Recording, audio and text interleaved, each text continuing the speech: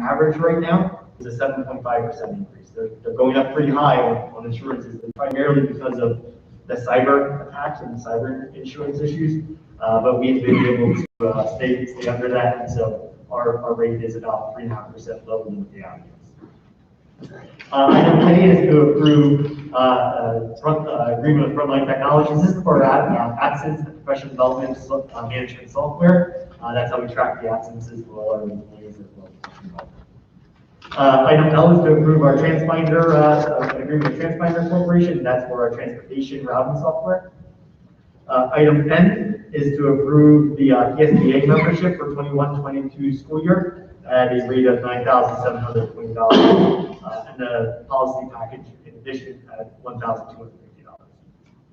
That would leave the grand total of $10,507. We have item N to approve a 3-year agreement with the Carol H. Gilbert Consulting Company to provide food service consulting services. A full RFP process was conducted. There were several companies that bid on the food service consulting contract. A committee of 5 individuals was convened to review those contracts, as well as interview one of the companies. The committee overwhelmingly is recommending the Carol H. Gilbert Consulting Service. The interview was really a dynamic interview. We're really hopeful with the consultant that she'll be able to bring some new, fresh ideas. She seemed to work very well with our food service managers and develop that natural connection with them immediately. So we're really excited about this opportunity. I'd like to take a moment and just thank SOS, who is our current food service consulting company. They've been a great partner with us for many years. We weren't necessarily looking to switch companies, but unfortunately, as contracts go, the opportunity had to happen with an RFP process, and another company was selected. So we do thank SOS for their service. Likewise, in letter O, that is to approve an agreement with Education Solution Services. This is to provide paraprofessional services for a 3-year contract. Similarly, we've been partnered with SOS for numerous years. The contract and the extensions of the contract expired, so we're looking to go out and do a RFP because that contract cannot be renewed anymore.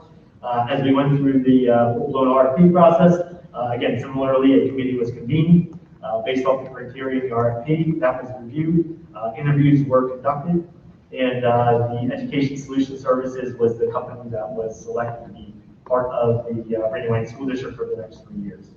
So a few notes on this. There is a handout that Dr. Reese has put together for you, outlining the process as well as the summary of the company that was selected. So if you have a chance to look at that, that is in the packet. There are 40 paraprofessionals that are permanently employed as part of this agreement. That will continue with the same number. Similarly, those existing staff will be afforded the opportunity to continue services within the school district with the new company, ESS. So that opportunity will be extended for those employees to continue. And as we recognized Mr. Ronnie this evening as one of our phenomenal paraprofessionals, it's a great way to continue those services and rapport that the students have with the paraprofessionals. So they were all aware of this? The paraprofessionals? Yes. We didn't directly send them any kind of communication. Okay. Because they're contracted employees. Basically, they're a subcontractor through SOS. Exactly right. And so we don't have district emails for those employees. So I guess, I understand the whole contract thing. In light of the pandemic, now we're taking people that have worked and put in service here during the pandemic, and basically they're gone. So they will be afforded the opportunity to continue employing service here in the school district with a new employer. Okay. They'll still be afforded that chance. Okay. Yeah, okay. Yeah. So the idea is that Do we know if there's a similar benefit to them? Like, or I don't know if we even know that, because we know if they're getting the same value from the new company as they have. Yeah, basically, did they go from Are they losing? whatever they may have been making, say 15, and now they're gonna be making 5? So it's a fine line to dance, because we pay for a service, we paid, Yeah. 1 year was 702,000 for the service for 45 professionals to service. I will say that, answer the question, yes, they will receive similar or better service, better. Okay, okay. Just these people have done a lot for our kids and been for a long time. I don't think we don't just move on the whole. Yeah. And that obviously that was our concern as well, Yeah. as we process. Again, it's challenging, because you have to look at it as, we're buying the service, and they have to figure out how they're going to recruit and to provide those benefits to those employees. But in doing that comparison, they will receive similar Yeah, benefits. no, I understand. I just know personally a lot of them, and a lot of them have students in the district. They want to stay here, they love it here, they consider themselves very like ethnic, you know? So just want to make sure that everybody gets that fair. I mean, And that was one of the pointed questions. yeah, I mean, being a board member that was here when we originally went through the whole outsourcing over to SOS, it was a situation where, part of the RFP process is that you got to give our people the first crack at the jobs. When they moved from SOS or from Brandywine Heights, school district employees over to SOS, the vast majority of them saw no decrease in benefits, no decrease in pay. The only thing that there was a discrepancy on was they lost the ability to continue putting money into PSERS at that point, right? So if the oncoming group wants to keep those employees, they're going to have to maintain or improve that pay scale. Otherwise, they're not going to be able to provide the service, and then they lose their contract. So, I mean, it behooves them to take this existing workforce and make that work for them coming in. So it actually puts the employees in a fairly good place, because they're the resource that this company needs in order to be successful. I would echo the sensitivity around staff retention, and I would also reiterate from a special ed or student perspective, how crucial that continuity of teacher is. I think logistically it's your job to navigate this, but I would really strongly encourage from a board perspective, or a board guidance perspective, a very clear and urgent communication plan. If the board is to approve this evening, those families who those 40 professionals support need to get notified, and their hand held through, and manage through this process really carefully. And that's just in terms of the staff transition. If they're not district employees, then how does that paraprofessional who's currently employed by another contractor avail themselves of this opportunity? We can't give out their names, they're not our employees. So unlike when we first outsourced, we had the ability to control that. In this situation, we do not have the ability to control that. So I think the bar is even higher, perhaps, in this situation, because it's out of our control at some level. So, yeah, kid gloves on this. But if they are afforded the ability to retain their position first, right? Yep. Then they must tell us who they are. It's such a, How do we afford them the ability when they're not ours? They work for some other company. Yeah, we're basically taking two subcontractors.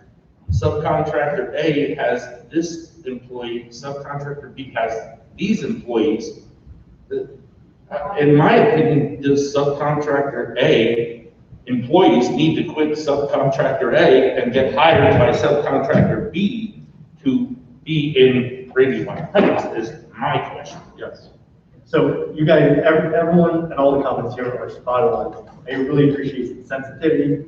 I can guarantee you that all these conversations have been had with the administrative staff as we look about the concern of switching. It's the sensitivity of the students, sensitivity of the staff. All these things are being planned out. The first part of that process is to approve this agreement this evening.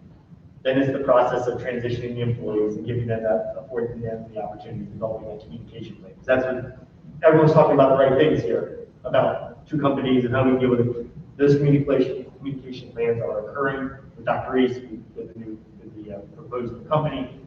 Those things are in place, as well as then the follow-up communication with the community, to let them know that we're switching gears, specifically our students that would be receiving benefits from a special needs perspective. So again, you guys are all on the right track in terms of the sensitivity of this. I can again assure you that all those concerns are spot on with Dr. Lee's and administrative staff as the principals going through this process. Can I add a little bit, Mr. Coninger? Sure, Dr. Lee. In talking with ESS on Friday, they are going to meet with me tomorrow, and they want to contact staff as soon as tomorrow to start the transition process. They are going to grandfather them and be able to get them started right away as of July 1st. Okay. So what we're working on now, and we do understand the sensitivity, I did references for them, and that was one of the key questions that I asked, you know, are they good to their staff, do they care about their staff? And each of the references have said they're very caring, they build relationships, and they're very sensitive to what the staff needs. So I do believe that through the service and of course the finance of this company that the paraprofessionals will have a smooth transition, or as smooth as it possibly can, because I know they're scared. They're really scared, so we're going to work tomorrow as far as finding out all their email addresses and contacts. So really, if I can't get all that information, I'm just going to email all the teachers because they're very close to their paraprofessionals. And, you know, once we vote on this, once you vote on this, I'll be able to start sending that news out to the teachers, making them aware of it, and then we can get all that contact information so that that company can possibly meet with paraprofessionals this week. So you're thinking anybody who wants to transition will be able to transition? Yeah. Okay, good enough, thank you. Yeah, if I remember correctly, the paraprofessionals from last time, the only ones that didn't transition over to SOS were people that didn't want to transition to SOS. Okay, There were people that opted to take their retirement because they were far enough along in PSERS, they just decided to not carry on through. Okay. Other than that, anybody that wanted a job ended up into a job. I just hope it's similar money-wise and whatever else they're gonna get, not that they're gonna be moving from, I mean, I don't know what they make, but let's just say they make 15 an hour, and this place is gonna say, well, now, if you want your job, you can have it, but it's 10. Yeah.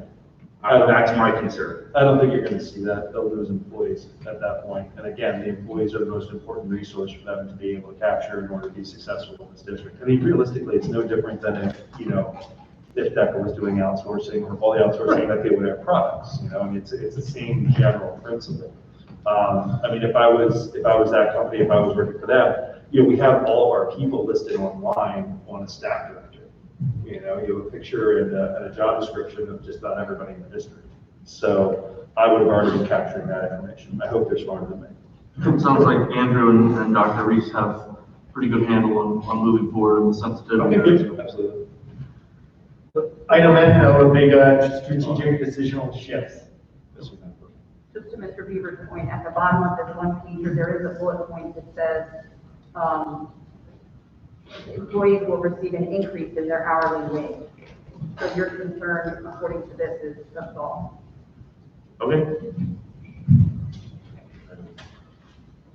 Thanks for just brought up that. Yep. Absolutely, yeah. I know you guys have it under I'm glad to raise the question, because it's a big strategic decision, it's a lot of money. But more importantly, it's a sensitivity to the staff, working with our students. Thank you. All right, switching gears. So we had the 2020-21 general fund final budget. The budget that was presented in May had a 1.5% tax increase. The budget that we're presenting to you this evening has a 1% tax increase. So we were able to drop that down to 0.5%. Some of the, as a recap, the transitions that happened, we started with a $1.5 million original deficit. We started the whole process. We removed some vehicles from the purchase plan for this year. We adjusted some of the revenue expectations. There were 3 last-minute staff resignations that happened this spring, which really helped us financially, specifically one that happened between the May approval of 1.5% till now. Some of those then also conversely adjusted PSERS adjustments were made. The special education out of district placement costs were modified. And finally, our federal program dollars came in greater than what we had anticipated and budgeted for. So because of all those things, specifically the special, the resignation and the federal program dollars coming in strong most recently, we're able to present to the board a 1% real estate tax increase. That would put the mills at 0.3442 mills. Any questions on that before we proceed? None being heard. The next couple items are associated with the passage of the final budget. That is the tax resolutions. So if you read through that tax resolution document, that document is specifically outlining the taxation of the school district. That needs to get uploaded to the Department of Education after this meeting this evening to officially register for that for the district to the state. There also is the homestead farmstead exclusion resolution. That provides the maximum of $232.23. This has not changed significantly since this program was put in place. We did a historical look back as part of this process. I worked with Becky and Sykman to show me that, and this basically within $10 to $15 has not changed at all over that course of that time. Just an interesting point there. No action required with number 4, but just a reminder that we do allow for installment payment plans for real estate taxes. Number 5 and 6. This is not new money. This is just the allocation of the current fund balance. I always like to call it the savings account. So what the current fund balance is, this is the reallocation or the allocation of those dollars. We annually have to approve that allocation. So the first one is the $1,883,000 for the future retirement rate increases, and then 6 is the $5 million that we would be committing, that we would be assigning for specific items, future technology, deferred maintenance, potential litigation, early education, innovative programs, and then reserve the state budget. Item 7 is to allow the business manager to assign fund balance as needed to cover the expenditures for the 2020 and 2021 fiscal year. There are 2 other items that are associated with that. We'll talk about those in a second. That's P and U. Item Q is to approve and appoint the Berks County Earned Income Tax Bureau to collect the Earned Income Tax Collector. Item R is to approve the Berks County Tax Claim Bureau to link the tax, real estate, and tax collection. Item S is a bond for the real estate and per capita tax collectors at 33% of the value. Item T and U are specifically to allow the business manager to release disbursements for expenditures from T from June 14th until June 30th, and then U for next fiscal year from July 1 until August 16th, when we would have the next school board meeting. Item B is to approve, authorize the business manager to make budget transfers as necessary for the year-end expenditures. Item W is to approve the student breakfast and lunch prices. These prices have remained the same. And as a reminder, there will be free meals offered to students next year, breakfast and lunch for the entire course of the year. So for that reason, we opted not to make any changes to the prices for meals. Item X is to approve the 2021-22 food service budget. Item Y is to approve, appoint the 4 individuals to be delinquent per capita tax collectors. That would be Lorraine Beck for Longshore Township, Nancy Hefner for Topton Borough, Jackie Watkins for District Township, and Molly Pry for Rockland Township. Item Z is to approve our Reserve Sports as the athletic official payment software. And then finally, item AA is to acknowledge the $2,050,000 loan that was recently attained and approved by the school district. That rate was done at a 1.62%. So I thought that was important to recognize that really good rate outcome from that loan borrowing. That is 480 pages of documentation that will go into the meeting minutes. Any questions on that information? It's officially too much when you run out of letters. We were done that. Any other further discussion? Hearing none, can I get a roll call, please? Dr. Carter? Yes. Mrs. Eisenhardt? Yes. Mrs. Henry? Yes. Mrs. Hume? Yes. Mr. Sheets? Yes. Mrs. Wallweiser? Yes. Mr. Bieber, Yes. Mr. White. Yes. 8 yeas, motion passes. Thank you, everyone.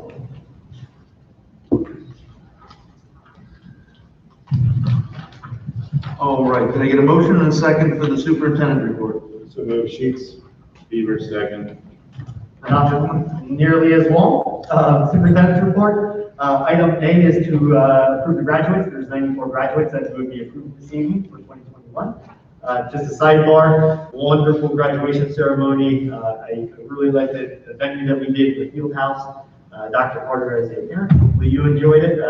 It was I felt a very nice, the way the setup was just a little bit more intimate of the setting. Again, we had a chance to recognize Wendy and Marianne for their services. They just did a phenomenal job as staff to be able to recognize and pull that graduation off in a unique setting this year. Any comments? No.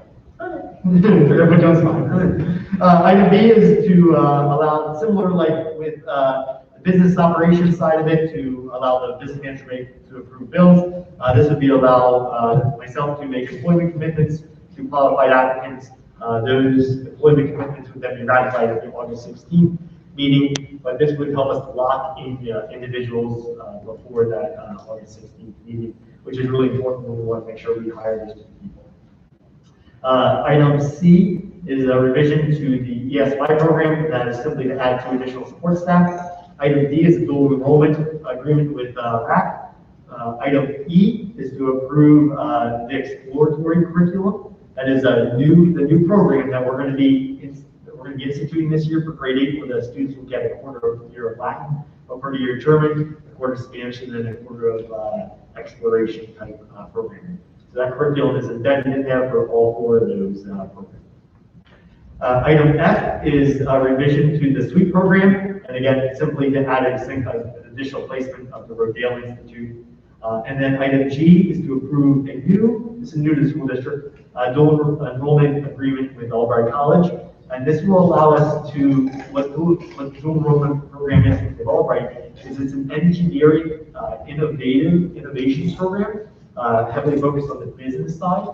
It is a brand new program, and Albright College reached out to the school district, and we thought this would be a really good program, dovetailed with our Project Leeway program, and some of the things we're doing with computer science. So that innovation engineering side of it was a good opportunity to provide to our students this year. The only other point I would like to make is that as we look at where we are with our enrollment, we are still lagging behind with kindergarten enrollment. As of today, we have 70 students that are enrolled in kindergarten.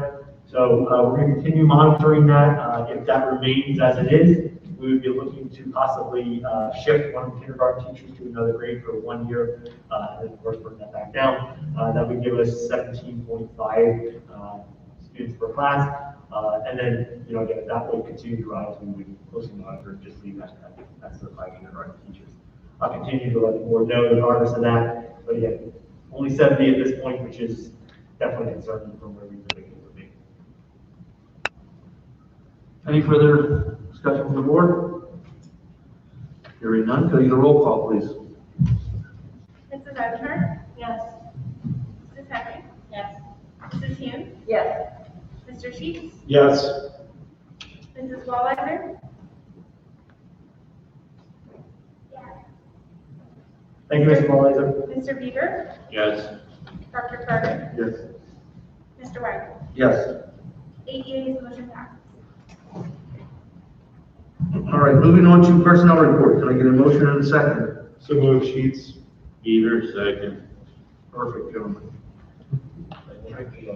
All right, personnel report. There are 4 items under resignations and retirements. We have the resignation of Mrs. Julie Rapp, who has been our longtime virtual academy assistant. The retirement of Mrs. Heather Mata, who has been a part-time family consumer science teacher with us for many years. The resignation of Angela Gucci-Herb, who has been one of our intervention specialists. Under change of status, we have a few staff that are changing. Those items are Mr. Whalen, who will be going from 7th grade reading to 5th grade reading. Mrs. Ricky Savage will be going from 3rd grade up into that 7th grade position. Mrs. Lisa Turner would be going from 1st grade to 3rd grade. Mrs. Megan Tripp would be going from second grade down into first grade.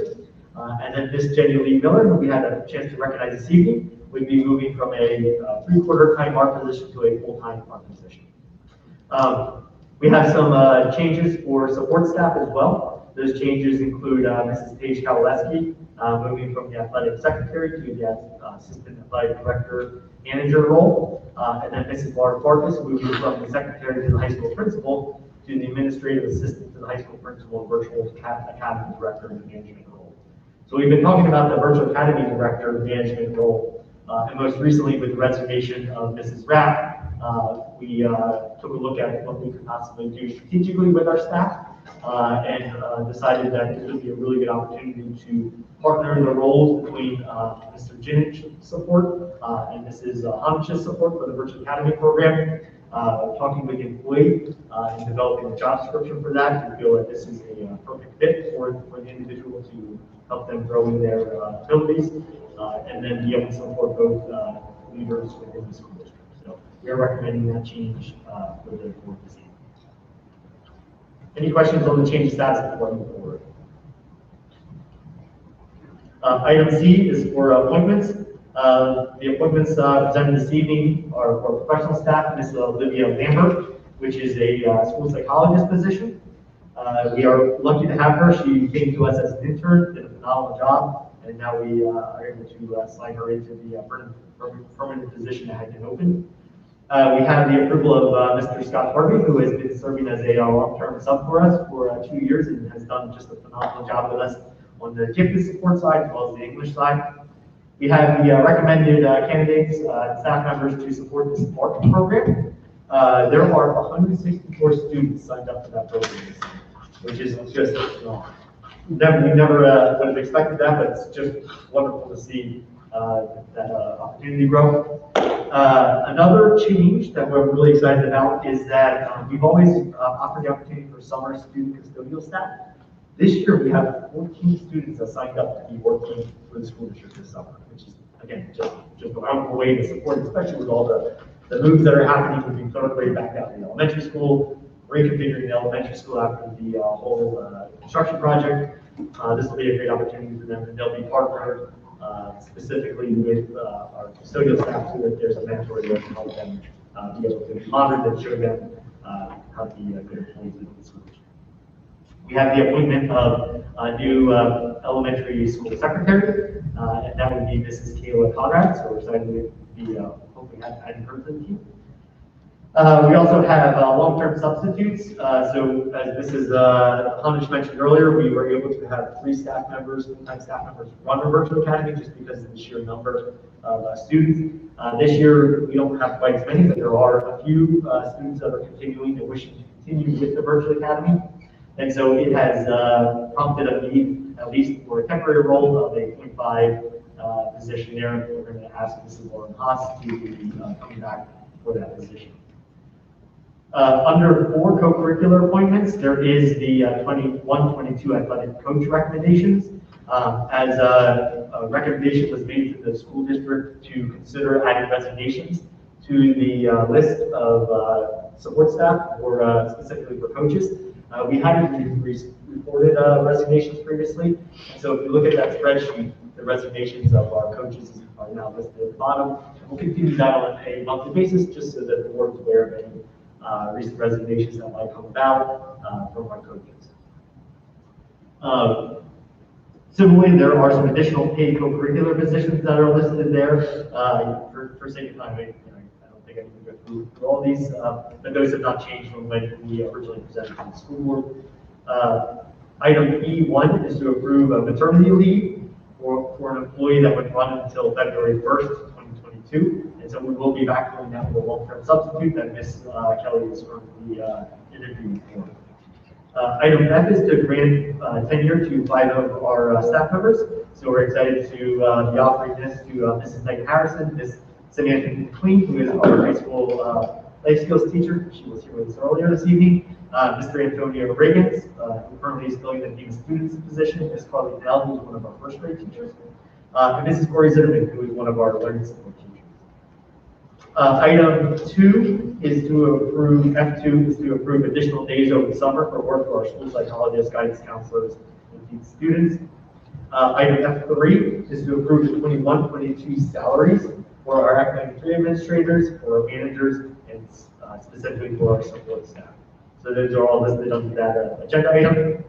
Item F4 is to approve the rating for myself, and I'd just like to take a moment to thank the board, again, for your continued vote of confidence for this rating of distinguished. It was a challenging year, with it, whether it be COVID or filling in for business manager for the last 5 months, but I thank the board for your support, for continued support, and for the work of the team here.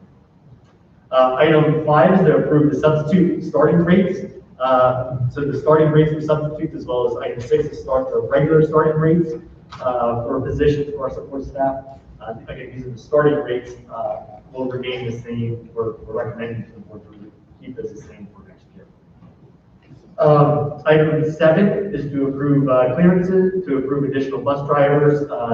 This is a new procedure that we have to do. So those are the approval of bus drivers that we're working with us for 2020, 2021.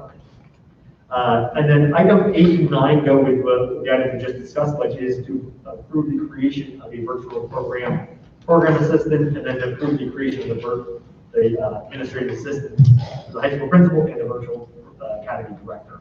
So it'll be a position. This rep previously had the role of monitoring the classroom and supporting Mrs. Honich. There'll be a role to support Mrs. Honich and Mr. Jimmy Schnobine, which we just talked about, and then someone to oversee the classroom, which would be this position. So it's not a net yield of any additional staff. It is the same amount of staff, just shaped up a little bit different.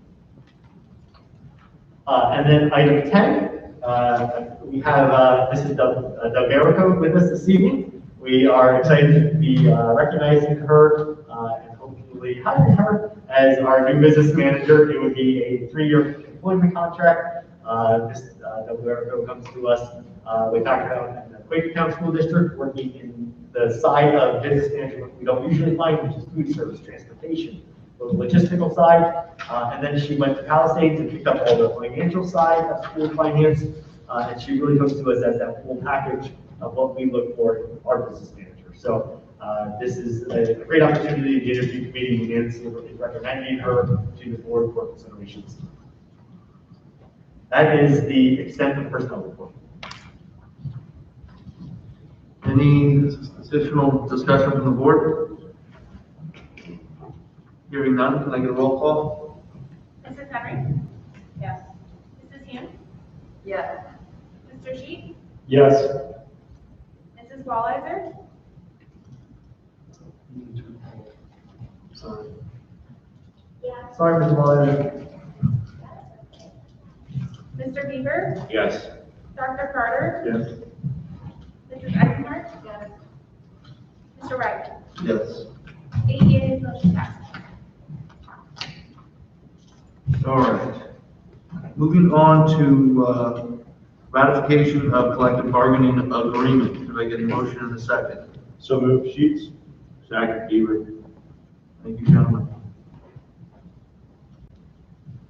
I think the only note we want to make is that that motion has to have a date change of July 1, 2022 instead of July 1, 2021.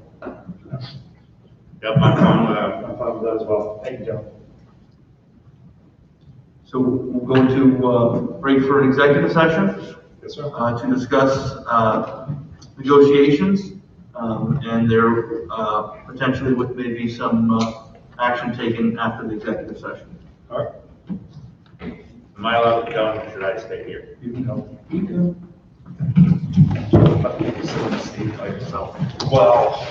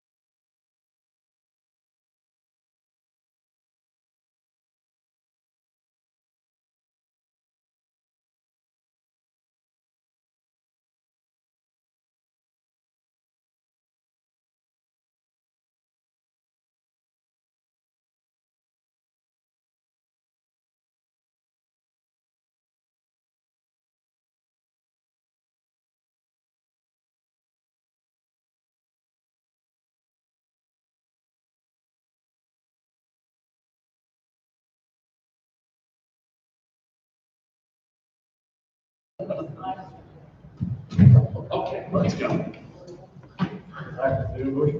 All right, we have a motion on the table. We did have an executive session to discuss negotiations. So we're going to take a roll call here to approve the extension of the collective bargaining agreement between Brandywine Heights Area School Board and the Brandywine Heights Education Association effective July 1st, 2022 through July 30th, 2025. Yeah. Yeah. Yeah. JD fixed it. So could I get a roll call, please? Mrs. Hughes. Yeah. Mr. Sheets. Yes. Mrs. Walliser. She's already. Did we take her through executive? Yeah, because we got her on the speakerphone, we never brought her back over. She's still on the table. Is the phone still on? No, I think it's Tom. No. He's joking. I've got my phone, thank you. Here she is. That's No, there you okay. are. Yes, thank you. Mr. Beaver. Yes. Dr. Carter. Yes. Mrs. Eisenhart. Yes. Mrs. Henry. Yes. Mr. Wright. Yes, 8 yeas, motion passes. thank you. Any other business that needs to be addressed? Any public comment?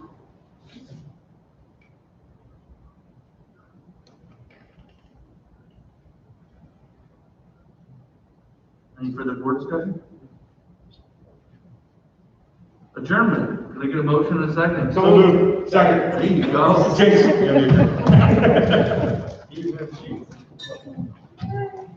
Thank you, everyone. Thank you this evening for,